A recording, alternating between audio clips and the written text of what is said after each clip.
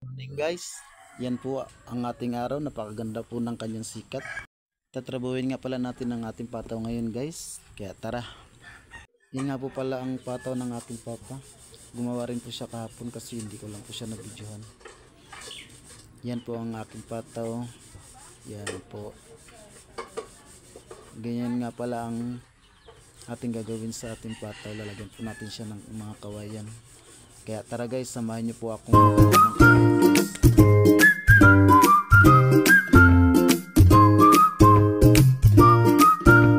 Dito nga pala tayo nakahanap ng kawayan guys sa dating kulungan ng baboy namin. Yan po, napakasukal na po. Napakasukal na nga pala dyan. Kaya palagi tayong mag-ingat kasi baka may ahas. Ganyan pa na may mga tirahan ng mga ahas guys. Kaya mag-ingat tayo palagi.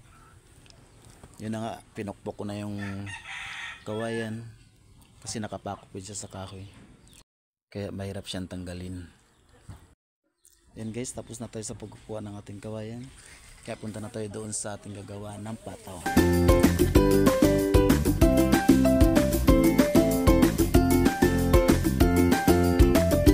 Yan nga po pala ang aking mahal sa buhay guys. Yan ang aking mama, papa at kuya.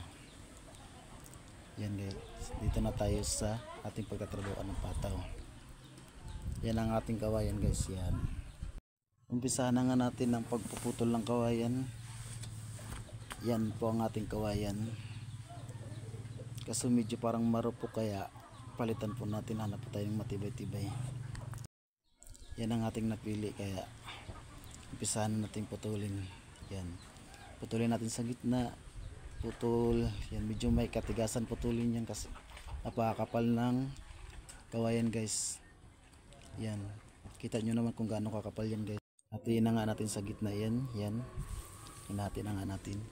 Ganyan lang po pala kahaba yung ating ilalagay sa ating pataw guys. Lilinisan pa natin yan tsaka papanipisin guys. Ganyan nga pala yung kawayan na nagawa kong forma guys. Yan, ganyan lang po.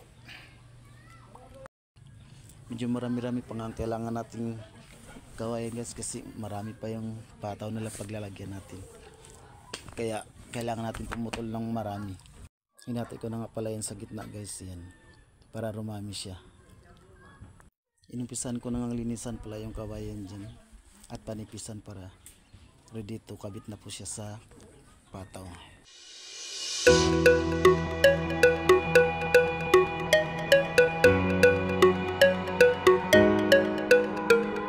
Yan nga guys, yan ang ating kawayan, manipis na po yan siya.